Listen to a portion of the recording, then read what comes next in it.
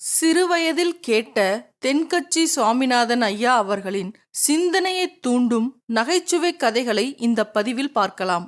ஒரு வயசான பாட்டியும் தாத்தாவும் ஒரு பூங்காவில் உட்காந்து பேசிக்கிட்டு இருக்கிறாங்க.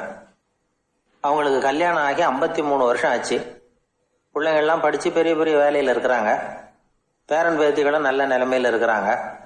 இந்த தாத்தாவும் பாட்டியும் சிரித்து பேசிக்கிட்டு இருந்ததை ஒரு பெரியவர் பார்த்தார். அவருக்கு ஆச்சரியமாக இருந்தது. இந்த வயசுலேயும் இவ்வளவு அந்யோன்யமா இவங்க பேசிக்கிட்டு இருக்கிறாங்களே அப்படின்னு நினைச்சார். சரி, நேரிலேயே கேட்டுருவோமே அப்படின்னு நினைச்சுக்கிட்டு கிட்ட போனார். உங்க மன வாழ்க்கையின் வெற்றிக்கான ரகசியம் என்ன அப்படின்னு கேட்டார். இதை கேட்டதும் அந்த தாத்தா சிரிச்சுக்கிட்டே பாட்டியை பார்த்தாராம். அதுக்கப்புறம் சொன்னாராம், நான் இந்த அம்மாவை கல்யாணம் பண்ணிக்கிட்டதுக்கும் எங்களுடைய இல்வாழ்க்கை இவ்வளவு நாளா பலம் குறையாம மகிழ்ச்சியா இருக்கிறதுக்கும் காரணம் ஒண்ணுதான்.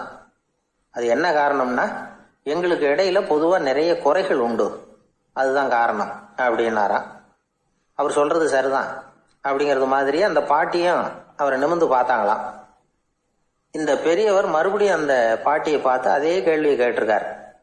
உங்களுடைய நீண்ட கால மன வாழ்க்கைக்கு கிடைச்ச வெற்றி எதனாலேன்னு சொல்ல முடியுமா அப்படின்னு கேட்டாராம். அவங்களும் சிரிச்சுக்கிட்டே பதில் சொன்னாங்களாம். என்ன பதில் தெரியுமா?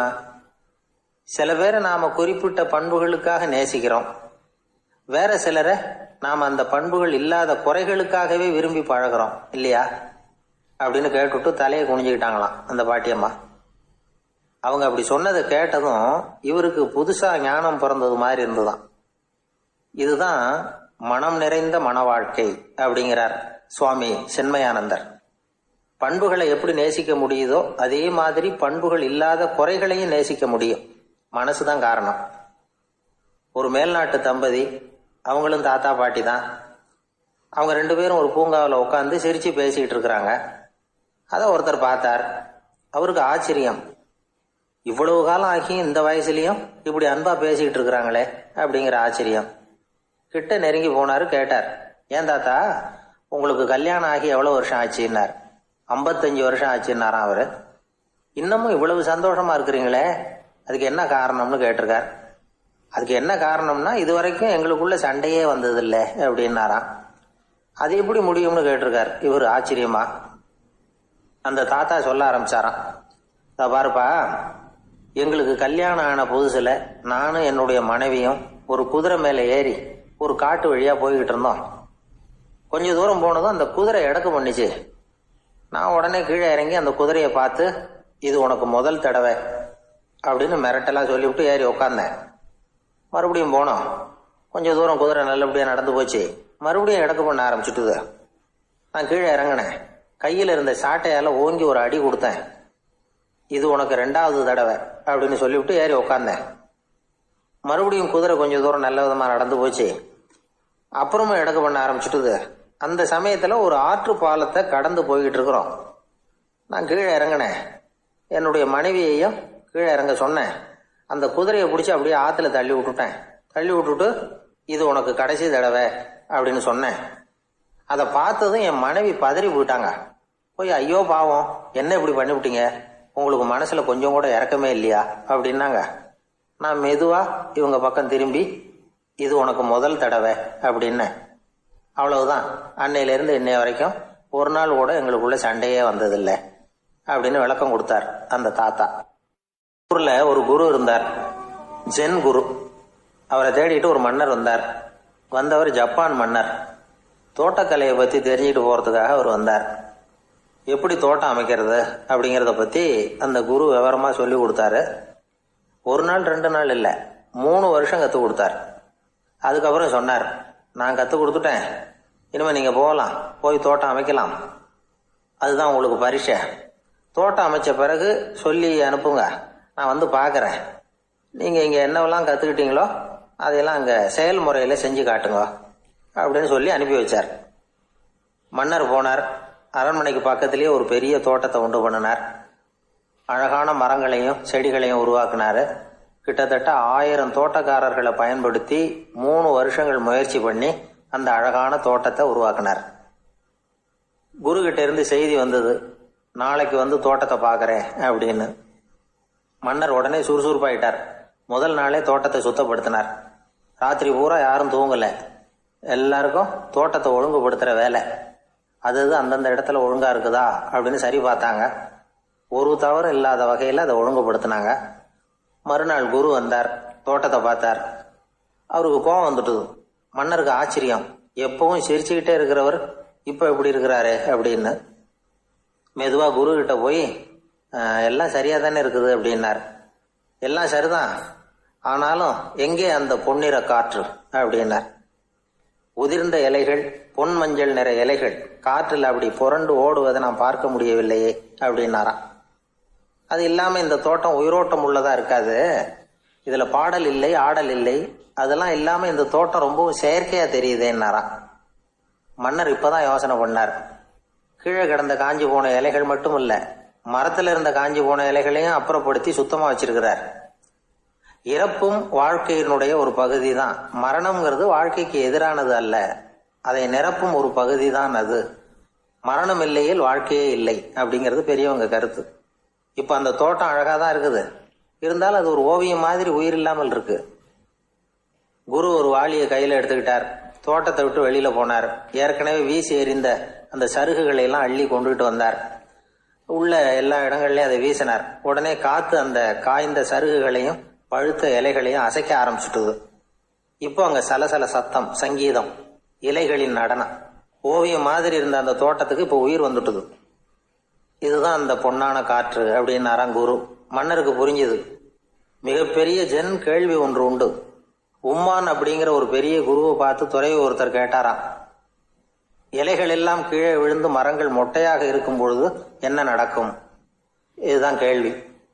இதுக்கு உம்மான் சொன்ன பதில் பொன்னான காற்று, தி கோல்டன் விண்ட் அப்படின்னாராம். இதுக்கு என்ன விளக்கம்னா, உன்னுடைய எண்ணங்கள் எல்லாம் உன்னுடைய மனசிலிருந்து கீழே விழுந்து உனது உள்ளுணர்வானது மொட்டையாக நிற்கும் நிலைதான் அது. உனது வேர்களின் அருகில் காற்று வீசுகிறது. எல்லா எண்ணங்களும் உன்னிலிருந்து வெகு தூரத்துக்கு புரண்டு கொண்டே சென்று விடுகிறது. நீ அவற்றை கடந்து விட்டால் நீ அவைகளுக்கெல்லாம் மேலெழுந்து கீழே பார்ப்பவனைப் போல நிற்க ஆரம்பித்து விடுவாய். அதுதான் தியானம் என்பது அப்படின்னு சொல்றாங்க. தியானம்ங்கிறது எண்ணத்துக்கு எதிரானது இல்லை, தியானம்ங்கிறது எண்ணங்களை கடந்து செல்வதுதான். அதுக்கப்புறம் நாம பொன்னிற காற்றுல ஆட ஆரம்பிச்சிருவோம். இதுதான் பெரியவர்கள் சொல்றது. என்கிட்ட ஒருத்தர் தோட்டம் அமைக்கணும்னு யோசனை கேட்டு வந்தார். எல்லாம் சொல்லி கொடுத்தேன். செடிகள்லாம் செழிப்பா வளரணும்னா வேர் காயாம பார்த்துக்குங்க, தினமும் தண்ணி விடுங்க அப்படின்னு சொல்லி அனுப்பி வச்சேன். ஒரு மாசம் கழிச்சு ஒரு தோட்டத்தை பார்க்கறதுக்காக போனேன். போய் பார்த்தா எல்லா செடியும் வாடி கிடக்குது. என்னங்க இப்படி பண்ணி விட்டீங்கன்னு. நீங்க சொன்னபடிதான் செஞ்சேன்னார். என்ன செஞ்சீங்கன்னு கேட்டேன். வேர் காயாம பார்த்துக்க சொன்னீங்க, தினமும் ஒரு தடவை எல்லா செடியையும் ஒவ்வொன்றா பிடுங்கி பார்த்து வேர் காயாம இருக்கா அப்படின்னு பார்த்துட்டு அதுக்கப்புறம் தண்ணி பாய்ச்சனே, அவ்வளவுதான் அப்படின்னார். ஒரு ஊர்ல ஒரு பெரியவர் இருந்தார். ஒரு நாள் அவரை தேடி ஒருத்தர் வந்தார். ஐயா, நான் கடவுளை பரிபூர்ணமா நம்புறேன் அப்படின்னார். சரி, அந்த நம்பிக்கை உனக்கு எப்படி வந்ததுன்னு கேட்டார் இவர். அவர் சொல்ல ஆரம்பிச்சார். ஐயா, எனக்கு கல்யாணம் ஆகி 10 வருஷம் ஆச்சு, ஆனாலும் குழந்தை பாக்கியம் இல்லை. அதுக்கு என்ன காரணமா இருக்கும்னு நான் யோசனை பண்ணிட்டு இருந்தப்போ நண்பர் ஒருத்தர் ஒரு ஆலோசனை சொன்னார். உனக்கு மதப்பற்று இல்லை, எந்த கடவுளையுமே நம்ப மாட்டேங்கிற, அதுதான் காரணம். கடவுளை நம்பு, உனக்கு குழந்தை பாக்கியம் கிடைக்கும் அப்படின்னார். அவர் அப்படி சொன்னாரே தவிர எனக்கு சந்தேகம்தான். இருந்தாலும் அவர் சொன்னபடியும் நடந்துதான் பார்ப்போமே அப்படின்னு முடிவு பண்ணேன். கடவுளை நம்ப ஆரம்பிச்சேன். அந்த வருஷமே அழகான ஆண் குழந்தை பிறந்தது. எல்லாம் இறைவன் அருள் அப்படின்னார். இவர் இப்படி சொன்னதை கேட்டதும் அந்த பெரியவர் சொன்னார், நீ சொல்றதெல்லாம் சரிதான், இருந்தாலும் இந்த காலத்துல எந்த ஒரு காரியமா இருந்தாலும் அதை சோதனை செஞ்சு பார்த்துட்டு தான் ஒரு முடிவுக்கு சேர முடியும். அறிவுபூர்வமான முடிவு அதுவாக தான் இருக்கும். அறிவியல் சோதனைகள் அப்படித்தான். ஒரு குறிப்பிட்ட விஷயத்தை பத்தி எத்தனை தடவை சோதனை பண்ணாலும் ஒரே முடிவு தான் கிடைக்கணும், அதுதான் சரியா இருக்கும். அதனால இப்ப மறுபடியும் ஒரு சோதனை என்னார். என்ன செய்யணும் அப்படின்னு கேட்டார் இவர். கடவுள்கிட்ட ஒரு பெண் குழந்தை வேணும்னு கேளு. முதல்ல ஆண் குழந்தைய கொடுத்தது மாதிரியே இப்போ ஒரு பெண் குழந்தையையும் கொடுக்கறாரா பார்க்கலாம் அப்படின்னார். சரின்னு சொல்லி இவர் அதே மாதிரி முயற்சி பண்ணினார். அதுக்கப்புறம் அவர் இந்த பெரியவர்கிட்ட வரவே இல்லை. கொஞ்ச காலம் கழிச்சு இவரே அவரை தேடிட்டு போய் கதவை தட்டினார். அவர் கதவை திறந்தார். என்ன ஆச்சு, கடவுள் கண் திறந்தாரா அப்படின்னு கேட்டார். அவரு, அந்த சமாச்சாரம்லாம் நமக்கு வேணாம் சார், முதல் தடவை அது ஏதோ தற்செயலா ஏற்பட்ட ஒரு சாதகம், இப்ப இப்போ நீங்கள் 2வது தடவை சொன்ன பிறகு தினமும் கடவுளை வேண்டிக்கிட்டு தான் இருக்கிறேன், ஒன்றும் நடக்கலை அப்படின்னார் ரொம்ப விரக்தியா. ஒரே ஒரு தோல்வியில் உங்கள் நம்பிக்கையெல்லாம் பறந்து போயிடுது பார்த்தீங்களா அப்படின்னார் அந்த பெரியவர்.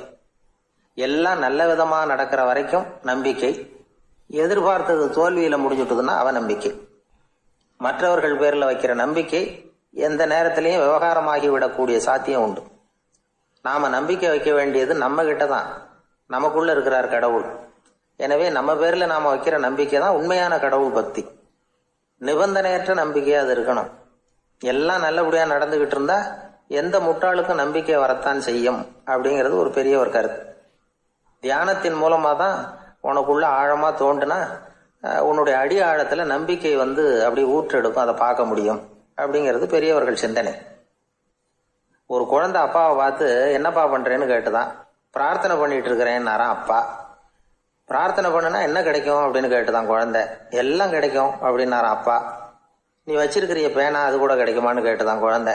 ஓ கிடைக்குமேன்னு இருக்கார். அப்படின்னா அந்த பேனாவை என்கிட்ட கொடுத்துரு, நீ பிரார்த்தனை பண்ணி வேற பேனா வாங்கிக்கோ அப்படின்னு தான் அந்த குழந்தை. ஒரு நாள் ஒரு தகப்பனார் தன்னுடைய பிள்ளைய அழைச்சிட்டு வந்தார். சார், இவன் சரியா படிக்க மாட்டேங்கிறான், பெரியவங்களை மதிக்க மாட்டேங்கிறான், நீங்க கொஞ்ச நாள் இவனுக்கு குருவா இருந்து நல்ல விஷயங்களை சொல்லி கொடுத்தா தேவையில்லைன்னார். பெரியவங்களையே மதிக்காதவன் எப்படி என்ன மதிக்க போறான் அப்படிங்கிறது நமக்கு யோசனை வரும் இல்லையா? வேணாங்க என்னை விட்டுருங்க அப்படின்னோம். அவர் விட மாட்டேன்னு விட்டார். இல்லைன்னா அவரே சிஷ்யன் ஆகிடுவார் போல இருந்தது. சரி, வேற வழி இல்லாமல் அந்த பையனையே என்னுடைய சீடனை ஏற்றுக்கிட்டு உபதேசமெல்லாம் பண்ண ஆரம்பித்தோம். அதாவது குரு பக்தின்னா அது எப்படி இருக்கணுங்கிறத பற்றி சொல்லி கொடுத்தோம் அவனுக்கு. சதமகர் அப்படின்னு ஒரு குரு இருந்தார். அவருக்கு ஒரு சீடன். அவன் பேர் துளசி சைதன்யன், நைஷ்டிக பிரம்மச்சாரி. தன்னுடைய குருவுக்கு எந்த நேரத்தில் எது தேவைங்கிறத புரிஞ்சுக்கிட்டு சேவை செய்கிறவன். ஆனால் இவனை பற்றி மற்ற சீடர்களுக்கு பொறாமை வந்துட்டுது. இவன் மட்டும் இப்படி இருக்கானேன்னு உடனே குரு கிட்ட போய் கோல் மூட்டினாங்க. அவன் சரியில்லை, அவன் நடந்துக்கிறது சரியில்லை, அப்படி இப்படின்னு எதையாவது சொல்லி. இருந்தாலும் இதையெல்லாம் அந்த குரு நம்பலை. அவருக்கு தெரியும் யார் யார் எப்படின்னு. துளசி சைதன்யன் பெருமையை மற்ற சீடர்களுக்கு உணர்த்தணும் அப்படின்னு நினைச்சார். அதுக்கு ஒரு வழி பண்ணார். ஒரு நாள் சீடர்களை எல்லாம் கூப்பிட்டுக்கிட்டு ஒரு காட்டு வழியாக போய்கிட்டு இருந்தார். அங்கே ஒரு பெரிய மலை அருவி கொட்டிக்கிட்டு இருந்தது. குரு சீடர்கள் பக்கம் திரும்பினார். இந்த மலையின் மேலே இருந்து அந்த படுபாதாளத்தில் குதிக்கிறதுக்கு உங்களில் யார் தயார் அப்படின்னு கேட்டார். ஒரு சீடனும் ஆய திறக்கலை, ஒதுங்கி நின்றுக்கிட்டாங்க. பின்னாடி மூட்டை முடிச்சோட வந்துகிட்டு இருந்தான் துளசி சைதன்யன். அவனை பார்த்தார். தபாரப்பா, நீ மேலே இருந்து அந்த அருவியில குதி அப்படின்னார். அப்படியே செய்கிறேன் சுவாமின்னா ஓடி போய் பொத்துன்னு குதிச்சுட்டான்.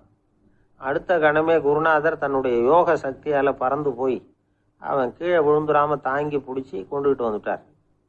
மற்ற சீடர்களுக்கெல்லாம் ஒரு மாதிரி ஆயிட்டுது.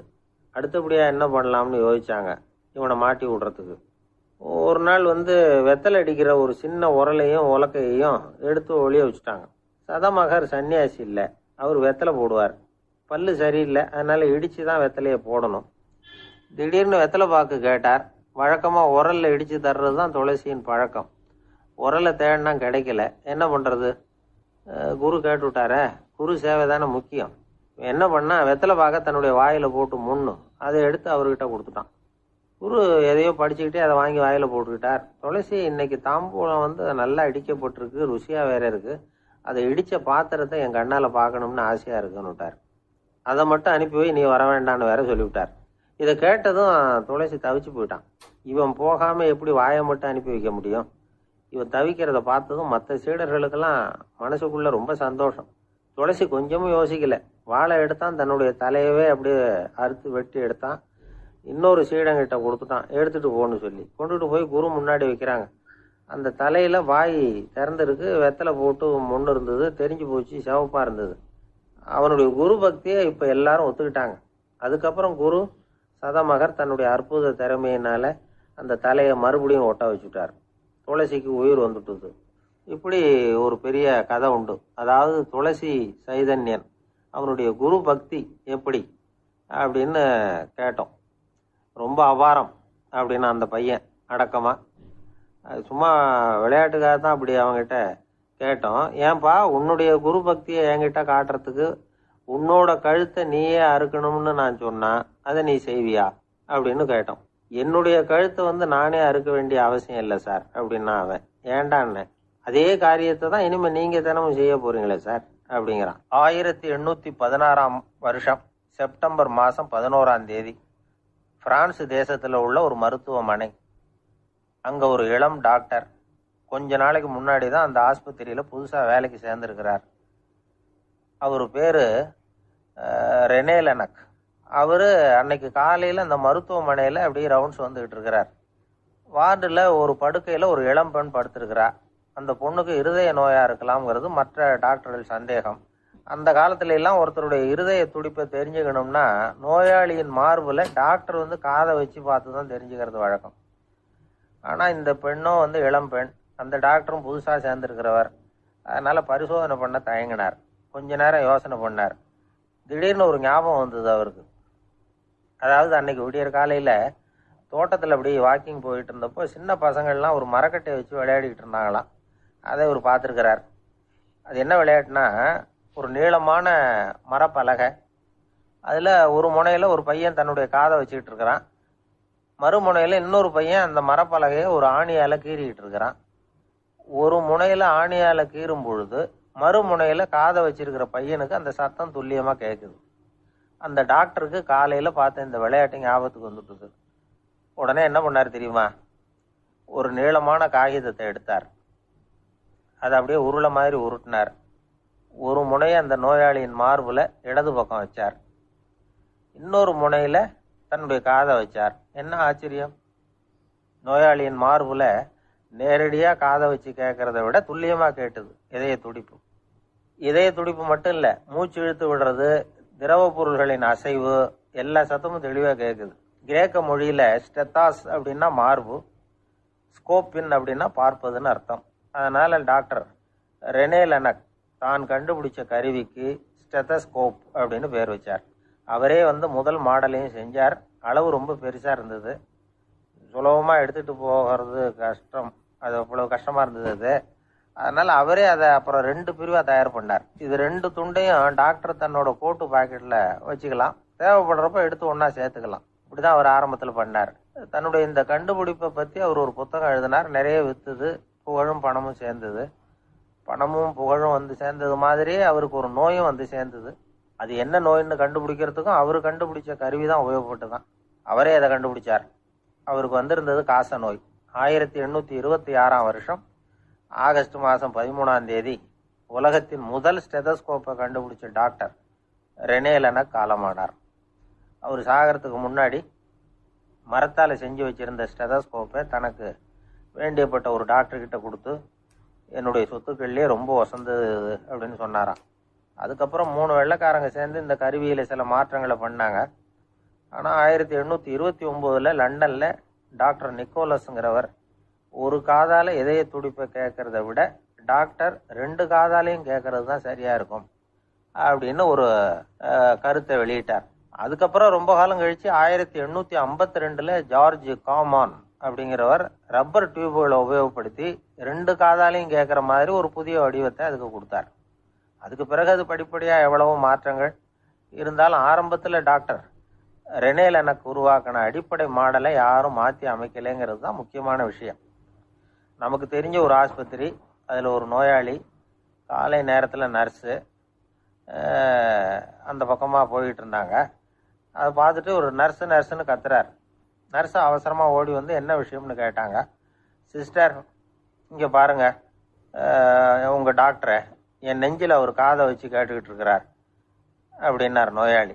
சிஸ்டர் பதட்டப்படாமல், அதனால் என்ன, இந்த டாக்டர் பழமையான விஷயங்களில் ரொம்ப நம்பிக்கை உள்ளவர், அதனால் ஸ்டெதாஸ்கோப்பை உபயோகப்படுத்தாமல் காதை வச்சு கேட்குறார், அது ஒன்றும் தப்பு இல்லை அப்படின்னாங்களாம். ஐயோ, அதுக்காக இல்லை சிஸ்டர், இவர் என் நெஞ்சு மேலே தலையை வச்சது நேற்று ராத்திரி 9 மணி, இப்போ விடிஞ்சு போச்சு, இன்னமும் தலையை எடுக்கவே இல்லை, அதுக்காக தான் சந்தேகப்பட்டு உங்களை கூப்பிடுறேன் அப்படின்னாராம். அரேபிய நாடு, அங்கே ஒரு ஆட்சி தலைவர், அரேபிய நாட்டு ஆட்சி பொறுப்பை ஏற்றுக்கிட்டவர். அவர் ஆட்சி பொறுப்பை ஏற்றுக்கிட்ட பிறகு ஒரு நாள் ஒரு தெருவில் நடந்து போய்கிட்டு இருந்தார். அவர் தோளில் ஒரு பெரிய துணி மூட்டை, அதை சுமந்துக்கிட்டு கடத்தெருவை நோக்கி அவர் போய்கிட்டு இருக்கிறார். வழியில் அவரை சந்திச்சார் உமர். அவர் கேட்டார், கலீஃபா அவர்களே, எங்கே புறப்பட்டுட்டீங்க அப்படின்னு கேட்டார். கலீஃபான்னா ஆட்சி தலைவர்னு அர்த்தம்.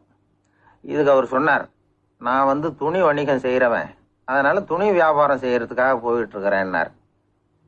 நீங்க இப்போ இந்த நாட்டுக்கு ஆட்சி தலைவர், ஆட்சி பொறுப்புல இருக்கிறீங்க, நீங்க வியாபாரம் செய்ய போட்டா அரசு பணிகளை செய்யறது யாரு அப்படின்னு கேட்டார் அவர். நான் அரசு பணிகளை மட்டுமே செஞ்சுக்கிட்டு இருந்தா என் குடும்பத்தை காப்பாத்துறது யாரு அப்படின்னு கேட்டார் அவர்.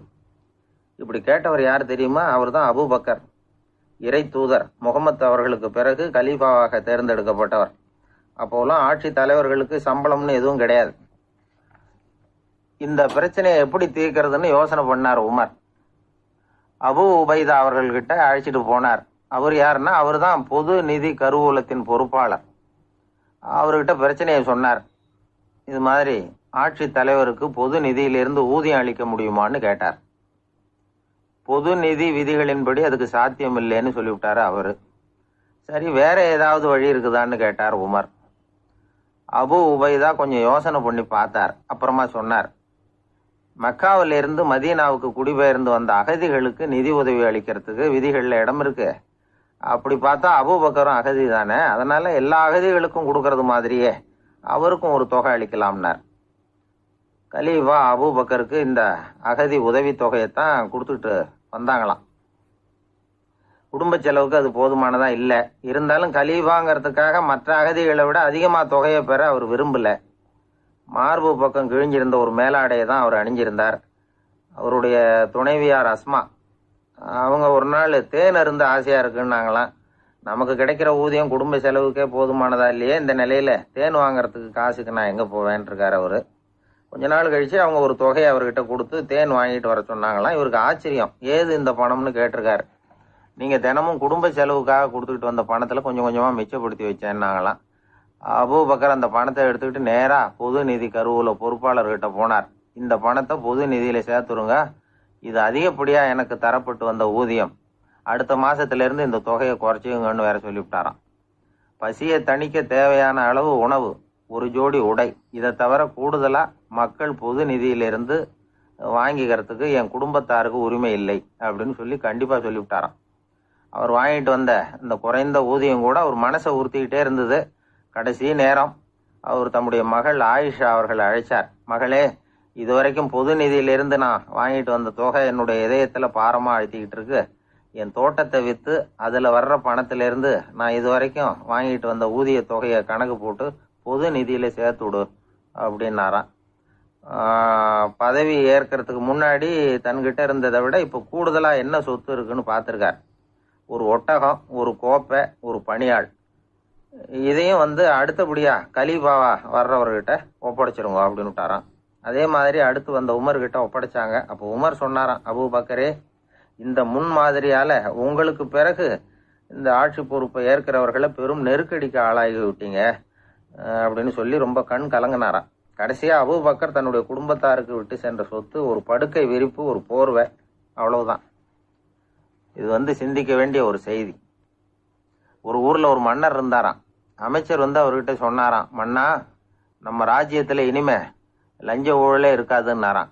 ஆஹா, அப்படின்னா ஊழல் பேர் வழிகளை எல்லாம் நாடு கடத்தியாச்சா அப்படின்னு கேட்டிருக்காரு மன்னர். இதுக்கு அவரு, அப்படி இல்லைங்க, இனிமே கொடுக்கறதுக்கு ஜனங்கள் கிட்ட பணமே இல்லை அப்படின்னாராம். இந்த உலகத்துல எல்லாருக்கும் மகிழ்ச்சி தரக்கூடிய ஒரு பொருள் எது?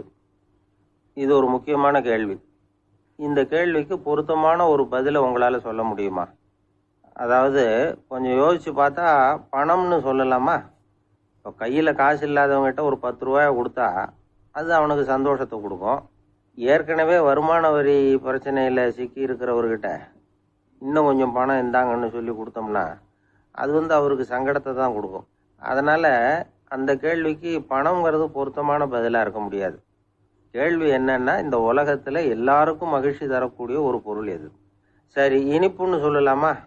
ஏன்னா எல்லாருக்கும் இனிக்க தானே செய்யும். அதுலேயும் ஒரு சிக்கல் இருக்கு. சக்கரை வியாதிகாரங்களுக்கு அது என்ன சந்தோஷத்தையா கொடுக்கும்? ஆக எல்லாருக்கும் வேறுபாடு எதுவும் இல்லாமல் மகிழ்ச்சியை கொடுக்கக்கூடியது வேற ஏதோ ஒன்று இருக்கு. அது என்னன்னு கண்டுபிடிக்கணும். அதுதான் இன்னைக்கு தகவல். அதை கண்டுபிடிக்கணும்னா இந்த கதையை கேட்கணும். அது என்ன கதைன்னா, ஒரு ஊரில் ஒரு ராஜா இருந்தார். அவருக்கும் இதே சந்தேகம் வந்துட்டுது. அதாவது எல்லாருக்கும் இன்பம் தரக்கூடிய பொருள் எது அப்படின்னு. இதுக்கு பதில் தெரிஞ்சுக்கிறதுக்கு ஆசைப்பட்டார். சரி, அதுக்கு என்ன செய்யலாம்னு யோசனை பண்ணாரு. நாட்டு மக்களுக்கு பகிரங்கமா ஒரு அறிவிப்பு கொடுத்தார். நம்ம நாட்டு மக்கள் இன்பம் தரக்கூடிய பொருள் எதுன்னு நினைக்கிறாங்களோ அதை கொண்டுகிட்டு வந்து அரண்மனையில் உள்ள கண்காட்சி மண்டபத்தில் வைக்கலாம்.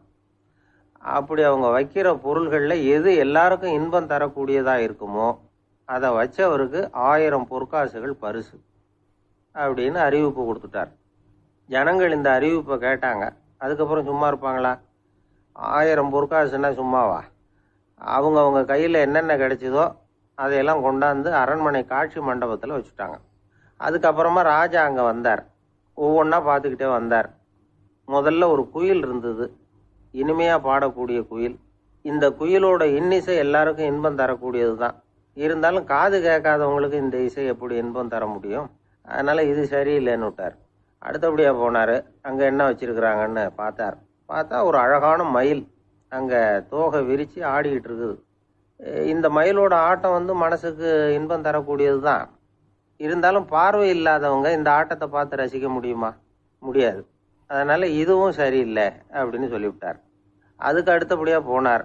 பல வகையான இனிப்பு பண்டங்களை வச்சுருந்தாங்க. பார்த்தார், வயசானவங்களுக்கும் நோயாளிகளுக்கும் இது இன்பம் தராது, துன்பம் தான் கொடுக்கும் அப்படின்னார். இப்படி ஒவ்வொன்றா பார்த்துக்கிட்டே போகிறார். அழகான மலர்கள், கனிகள், ஓவியங்கள் எதுவுமே பொருத்தமாக தெரியல. சகல பேருக்கும் இன்பம் தரக்கூடிய வகையில் எதுவும் இல்லை. கடைசியாக வந்தார். அங்கே ஒரு களிமண் பொம்மை இருந்தது. அது என்ன பொம்மை தெரியுமா? பசியால் வாடி இருக்கிற ஒருத்தருக்கு ஒரு அம்மா இனிமையாக பேசிக்கிட்டு சோறு போடுறது மாதிரி அந்த பொம்மையை செஞ்சுருந்தாங்க. அதுக்கு கீழே அன்பு அப்படின்னு எழுதியிருந்துதான். ராஜா பளிச்சுன்னு ஒரு முடிவுக்கு வந்தார்.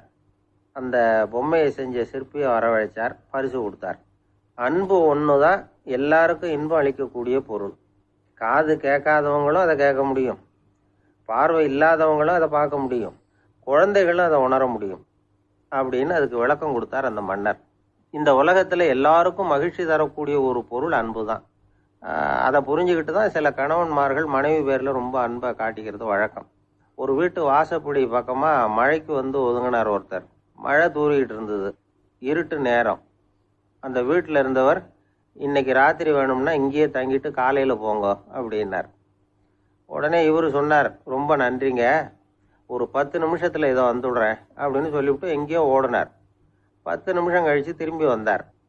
ஆமாம், எங்கே போயிட்டு வந்தீங்கன்னு கேட்டார் வீட்டில் இருந்தவர். நேராக எங்கள் வீட்டுக்கு போய் மனைவி கிட்ட இன்னைக்கு ராத்திரி இங்கேயே தங்கிக்கிறேன்னு சொல்லிவிட்டு வந்துட்டேன் அப்படின்னார் அவர். அன்புல இது ஒரு ரகம். அந்த ஆளுக்கு பேச தெரியாது, அவர்கிட்ட கொஞ்சம் எச்சரிக்கையாக நடந்துக்கோ அப்படின்னு சொல்றது உண்டு. அப்படின்னா என்ன அர்த்தம்? அவர் இன்னமும் குழந்தையாவே இருக்கிறாரு, இன்னும் பேச்சு வரலன்னு அர்த்தம்? அப்படி இல்லை, அவருக்கு நாகரிகமா பேச தெரியலன்னு அர்த்தம். பேசுறதுங்கிறது மனுஷனால மட்டுமே முடியக்கூடிய ஒரு காரியம். அப்படி இருந்தும் அதோட பெருமையை அவன் இன்னமும் சரியா புரிஞ்சுக்கலன்னு தான் சொல்லணும். அதனாலதான் அவன் அளவுக்கு அதிகமா வார்த்தைகளை கொட்டி போடுறான். அதுக்கப்புறம் அதையெல்லாம் திருப்பி அள்ள முடியாம கிடந்து கஷ்டப்படுறான். கொட்டுன வார்த்தையை அள்ள முடியுமா? ஒருத்தரை இன்னைக்கு பார்த்து முட்டாள்னு திட்டி போடுறீங்க, நாளைக்கு மறுபடியும் அவர்கிட்ட போய் நேத்திக்கு உன்னை முட்டாள்னு சொல்லிவிட்டேன், அந்த வார்த்தையை திருப்பி கொடு, வாங்கிட்டு போயிடுறேன் அப்படின்னு நான் சொல்ல முடியும்? அவன் கோபக்காரனா இருந்தா நேத்திக்கு அதை வேற விதமா உங்களுக்கு திருப்பி கொடுத்துருப்பான். உலகத்துல எவ்வளவோ ஜீவராசிகள் இருக்கு, அதுக்கெல்லாம் வாய் இருக்குது. அந்த வாயெல்லாம் எதுக்கு உபயோகம்? சாப்பிட்றதுக்காக. ஆனா நமக்கு இருக்கிற வாய் சாப்பிட்றதுக்காக மட்டும் இல்லை, பேசுறதுக்காகவும் தான்.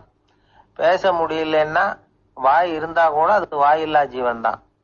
ஒரு பையனை பார்த்து அது வாய் உள்ள புள்ள பொழைச்சிக்கும் அப்படின்னா மற்ற பையன்களுக்கெல்லாம் முகத்துல வாயே இல்லைன்னு அர்த்தம்? அப்படி இல்லை, அந்த பையன் கொஞ்சம் கெட்டிக்காரத்தனமா பேசுவான்னு அர்த்தம். அதனால எப்படி பேசணும் அப்படிங்கிறத நாம முக்கியமா தெரிஞ்சுக்கணும். இதுக்கு 8 விதமான குறிப்புகளை நம்ம பெரியவங்க சொல்லியிருக்கிறாங்க. பேச்சுக்கு 8 அங்கங்கள் உண்டு அப்படின்னு அவங்க சொல்றாங்க. அதெல்லாம் என்னென்ன அப்படின்னா, உண்மை, நன்மை, அன்பு, நிதானம், இனிமை, ஆழம், சமயம் அறிதல், சபையறிதல். இந்த 8 தன்மையும் பேச்சில் இருக்கணுமா. இதையே கொஞ்சம் விவரமா சில பேர் போர்டில் எழுதி வச்சிருப்பாங்க. அதாவது எழுத்துலயாவது அதெல்லாம் இருக்கட்டுமே அப்படின்னு நினைச்சு நீங்க கூட சில இடங்கள்ல இதை பார்த்துருக்கலாம். அதாவது உண்மையே பேசுக, நன்மையே பேசுக, அன்பாக பேசுக, நிதானமாக பேசுக, இனிமையாக பேசுக, ஆழமுடையதாக பேசுக, சமயமறிந்து பேசுக, சபையறிந்து பேசுக, இப்படி எழுதி வச்சிருப்பாங்க. இந்த 8 அம்சமும் சரியா பொருந்தி இருந்தாதான் அது பேச்சு. மற்றதெல்லாம் பேச்சாயிடாது. பேச்சு ஒரு சிறந்த கலை. எல்லாத்தையும் விட பேசாம இருந்தும் பழகணும், அது ரொம்ப முக்கியம். உண்மையே பேசணும். சத்தியத்துக்கு மதிப்பு கொடுக்கறவங்கள தான் சரித்திரம் மதிக்கும். உண்மை பேசினா மட்டும் போதாது, அந்த உண்மையில நன்மை கலந்துருக்கணும். கொலைகாரனுக்கு பயந்துக்கிட்டு ஒருத்தன் உங்க வீட்டுக்குள்ள ஒளிஞ்சிருக்கிறான். அந்த முரட்ட ஆசாமி கையில அறிவாளோட வந்து அவன் இங்க வந்தானான்னு உங்ககிட்ட கேட்கறான்னு வச்சுங்க. உண்மைதான் உயர்வு தரும் அப்படின்னு நினைச்சுக்கிட்டு, ஆமா உள்ளதான் இருக்கிறான், அடுப்பங்கரையில குதிருக்கு பின்னாடி உட்காந்துருக்கிறான், போய் பிடிச்சிட்டு போங்க அப்படின்னு சொல்லுவீங்க. அது நன்மை இல்லாத உண்மை. அதனால பிரயோஜனம் கிடையாது. அதே மாதிரி உங்க பேச்சில் அன்பு இருக்கணும், நிதானம் இருக்கணும், இனிமை இருக்கணும், சிந்தித்து பேசணும், சமயம் அறிந்து பேசுறதும் முக்கியம். அதை பத்தி நமக்கு வேற யாரும் சொல்லி கொடுக்க வேண்டியதில்லை. எந்த நேரத்துல யாருக்கிட்ட எப்படி பேசினா காரியம் நடக்கும் அப்படிங்கிறது நமக்கு நல்லா தெரியும். அது கைவந்த கலை. அவை அறிந்து பேசுற திறமை பேச்சாளர்களுக்கு ரொம்ப அவசியம். அது இல்லைன்னா நிலைமை பரிதாபமாயிடும். ஒரு பேச்சாளர் ரொம்ப மும்முரமா பேசிக்கிட்டே இருந்தாராம். ரொம்ப நேரம் நிறுத்தவே இல்லை, பேசிக்கிட்டே இருக்கிறார். சபையில இருந்தவங்க எல்லாம் ஒவ்வொருத்தரா எழுந்திரிச்சு போய்கிட்டே இருக்கிறாங்க. கடைசியில 2 பேர் தான் அக்கறையா பேசுறவரை கவனிச்சுட்டு உட்காந்துருந்தாங்களாம். மேடையில பேசிக்கிட்டு இருந்தவர் அவங்கள பார்த்து சொன்னாராம், எனக்கு கூட்டம் முக்கியம் இல்லை, எவ்வளவு பேர் என் பேச்சை கேட்கறாங்க அப்படிங்கிறது முக்கியம் இல்லை. நீங்க 2 பேராவது ஊக்கமா என்ன கவனிச்சுக்கிட்டு உட்காந்துருக்கிறீங்க, அது போதும். உங்களுக்காகவே நான் பேசிக்கிட்டு இருக்கிறேன் அப்படின்னார். இதை கேட்டதும் உட்கார்ந்திருந்த 2 பேர்ல ஒருத்தர் எழுந்திருச்சு, அப்படி இல்லைங்க, நாங்க 2 பேரும் நீங்க பேசி முடிச்ச உடனே தொடர்ந்து பேச வேண்டிய ஆளுங்க, அதுக்காக தான் காத்துக்கிட்டு இருக்கிறோம், சீக்கிரம் முடிங்க அப்படின்னாங்களாம். ஒரு ஊர்ல ஒரு புகழ்பெற்ற பத்திரிகையாளர் இருந்தார். அவரு ஒரு நாள் திடீர்னு இறந்து போயிட்டார். அதுக்கப்புறம் நேரா சொர்க்கத்துக்கு போனார். சொர்க்கத்தின் வாசல்ல நின்றுகிட்டு இருந்த ஒருத்தர் அவரை தடுத்தார். இத பாரு, ஏற்கனவே இங்க 12 பத்திரிகையாளர்கள் இருக்கிறாங்க, அவங்களுக்கே இங்க வேலை இல்லை. அதுக்கு என்ன காரணம்னா, சொர்க்கத்துல திடுக்கிடும் செய்திகள்லாம் ஒண்ணும் கிடையாது. அப்படி என்ன இருக்க போகுது இங்க எல்லாம் அது ஒழுங்கா நடந்துகிட்டு இருக்கோம். எல்லாம் ஒழுங்கா நடந்தா பத்திரிகைகளுக்கு சுவாரஸ்யமான கொலை, கொள்ளை, தீ வைப்பு இது மாதிரி எதுவும் இங்க இல்ல.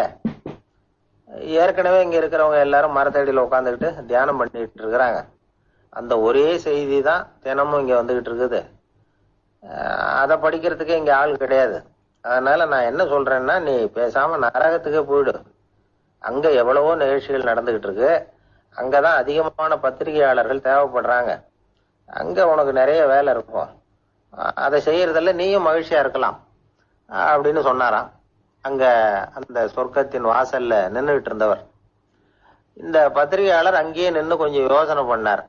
இவருக்கு சொர்க்கத்திலே இருக்கணும்னு தான் ஆசை. அதனால மெதுவா அவர்கிட்ட பேசினாராம், ஐயா, என்ன ஒரு 24 மணி நேரம் இங்க உள்ள இருக்கிறதுக்கு அனுமதி கொடுங்க. இங்க இருக்கிற பல பத்திரிகையாளர்களை எனக்கு தெரியும். அவங்கள சில பேரை சமாதானப்படுத்தி மெதுவா பேசி நரகத்துக்கு அனுப்பி வச்சுடுறேன். நான் இங்க இருந்துக்கிறேன். உங்க கணக்குப்படி 12 பேருக்கு மேல இங்க தாண்டாது, அப்படி பாத்துக்கிறேன் அப்படின்னாராம். அவரும் யோசனை பண்ணி பார்த்துட்டு, சரி அப்படியே உனக்கு அனுமதி கொடுக்குறேன், ஆனா ஒரு விஷயம், 24 மணி நேரம் தான் அனுமதி, அதுக்குள்ள எல்லாம் நடக்கணும் அப்படின்னு இருக்காரு. சரின்னு சொல்லிவிட்டு இந்த பத்திரிகையாளர் உள்ள போனார். யோசனை பண்ணார். திட்டம் போட்டு ஒரு பொருளையை கிளப்பி விட்டார். சக பத்திரிகையாளர்களை எல்லாம் கூப்பிட்டு சொன்னாராம், இத பாருங்க, நரகத்துல ஒரு பெரிய தினசரி பேப்பரை கொண்டுகிட்டு வர்றதுக்காக திட்டம் போட்டுக்கிட்டு இருக்காங்க. அதுக்கு பல அதிகாரிகள் தேவைப்படுறாங்க. நிறைய சம்பளம் கிடைக்கும். யார் யாரெல்லாம் நரகத்துக்கு போக ஆசைப்படுறாங்களோ அவங்க எல்லாம் போகலாம் அப்படின்னு ஒரு பொருளையை கிளப்பி விட்டார். 24 மணி நேரம் கழிச்சு வாசல் பக்கம் போனார். அங்க இருந்தவர்கிட்ட எத்தனை பேர் வெளியேறினாங்கன்னு விசாரிச்சாராம். அப்போ அவரு இவரை, நீ வெளியே போகக்கூடாது, முதல்ல உள்ளதான் இருக்கணும் அப்படின்னு தடுத்தாராம். அப்புறம் சொன்னாராம், நீ சொன்ன செய்தியை கேட்டதும் இங்க இருந்த எல்லா பத்திரிகையாளர்களுமே நரகத்துக்கு போயிட்டாங்கப்பா, உள்ள யாருமே இல்லை, அதனால நீ உள்ளே இருக்கலாம் அப்படின்னாராம். இதை கேட்டதும் இந்த பத்திரிகையாளரே குழம்பி போயிட்டார்.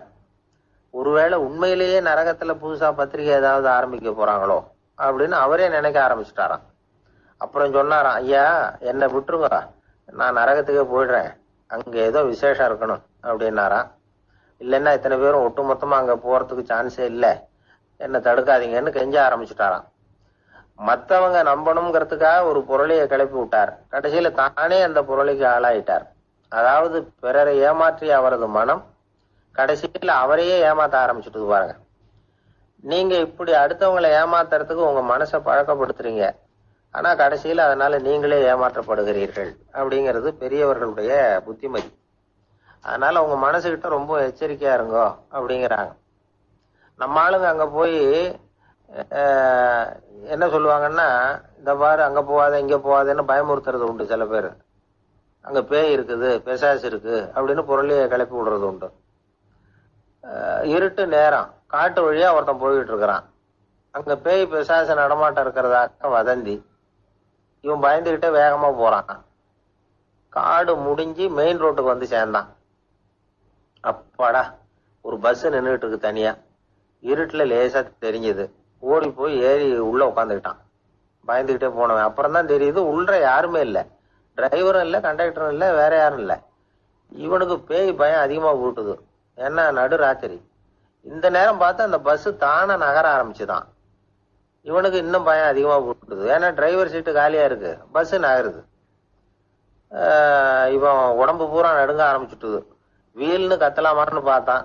அந்த நேரம் பார்த்து அவன் தோல்ல ஒரு கை விழுந்துதான். திடுக்கிட்டு திரும்பி பார்த்திருக்கிறான். அங்க டிரைவர் நிக்கிறார். அவரு சொன்னாராம், ஏன்பா ஏற்கனவே பஸ் பிரேக் டவுன், நாங்கெல்லாம் பின்னாடி இறங்கி நின்று தள்ளிட்டு இருக்கிறோம், நீ மட்டும் ஜாலியா ஏறி உட்காந்துக்கிட்டியா, இறங்கி வந்து தள்ளப்பா அப்படின்னாராம். இருட்ட கண்டா பயம் உண்டாவதே அது ஏன்? இப்படி ஒரு கேள்வியை ஒரு பெரியவர்கிட்ட கேட்டாங்க.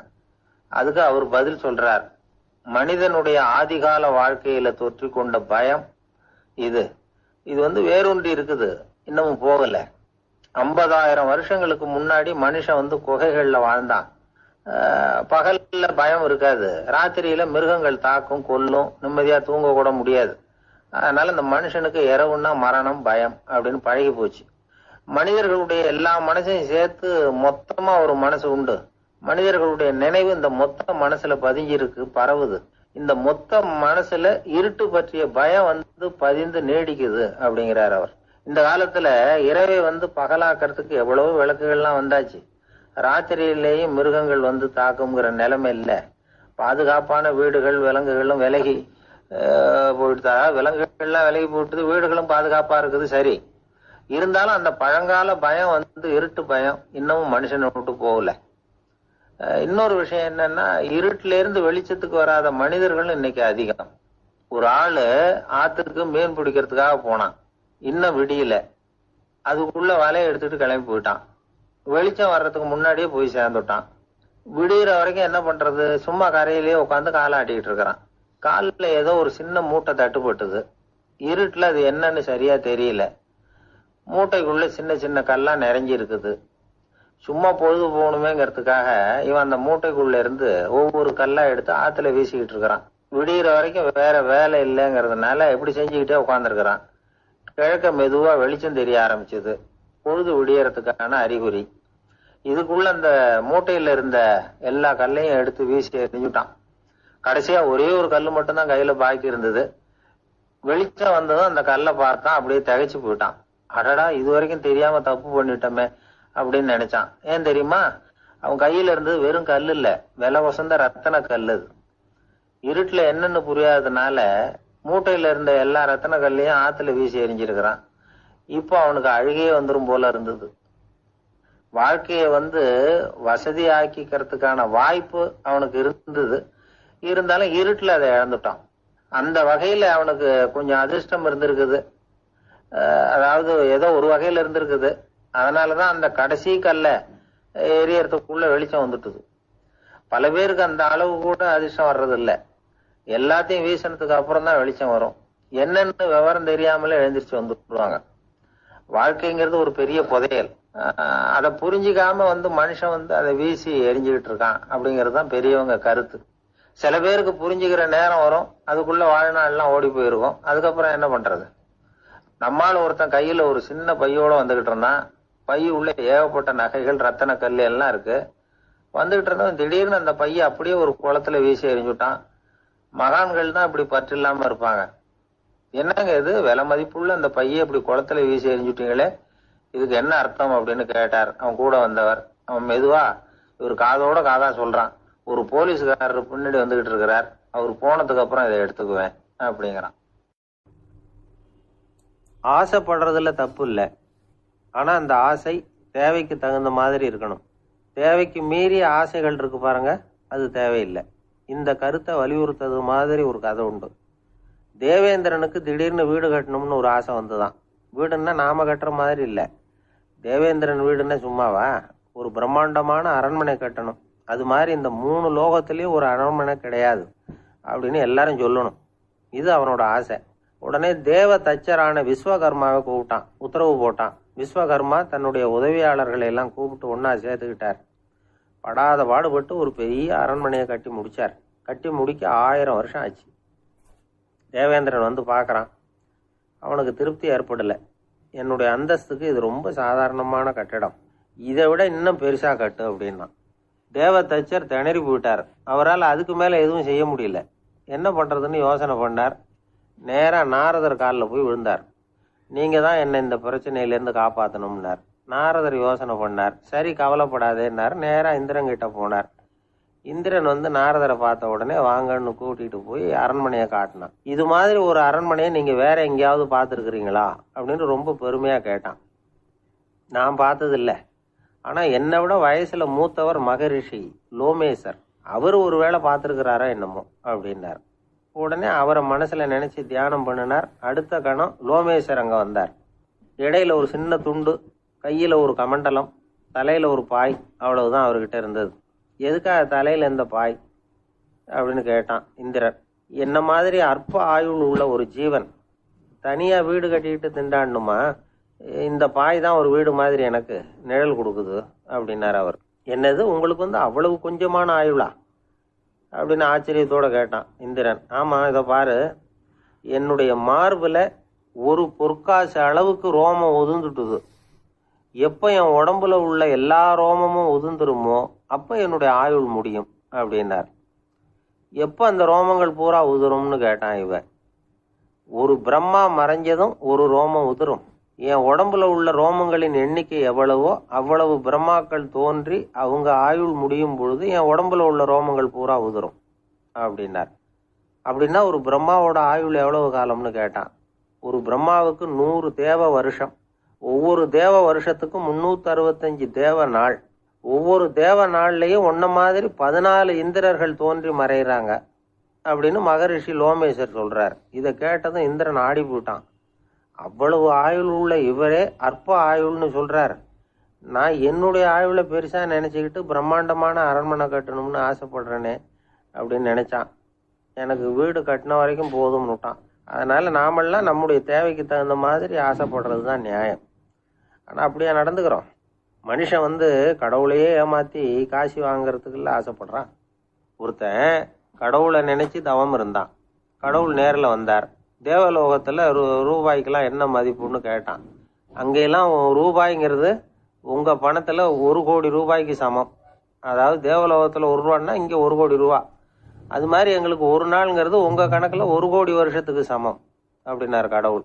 அப்படின்னா எனக்கு நீங்கள் அதிகமாக எதுவும் தர வேணாம், உங்கள் கணக்குப்படி ஒரே 1 ரூபா கொடுங்க, அது போதும்னா இவன் ரொம்ப சாமர்த்தியமா. கடவுள் யோசனை பண்ணார். அது ஒன்றும் கஷ்டம் இல்லை, 1 ரூபா தானே கேட்குற, கொடுத்துட்றேன். ஆனால் இப்போ வரும்பொழுது நான் எடுத்துக்கிட்டு வரல, எங்கள் கணக்குப்படியே 1 நாள் பொறுத்துக்க பணத்தோடு வந்துடுறேன் அப்படின்னு சொல்லிவிட்டு